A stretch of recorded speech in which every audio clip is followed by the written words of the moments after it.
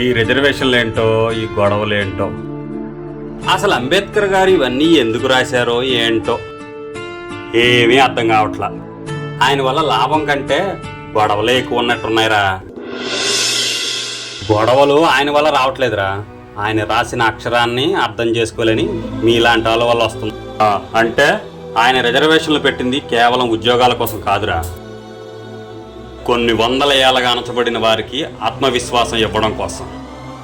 ఆయన చట్టాలు రాసింది కేవలం ఒక వర్గం కోసం కాదురా, ఈ దేశంలో ప్రతి ఆడపిల్లకి స్వేచ్ఛని ఇవ్వడం కోసం. ఈరోజు నువ్వెంత ధైర్యంగా ప్రశ్నిస్తున్నావంటే ఆ ప్రశ్నించే హక్కు కూడా ఇచ్చింది ఆయనేరా. అంబేద్కర్ అంటే విభజన కాదు, అంబేద్కర్ అంటే విజ్ఞానం.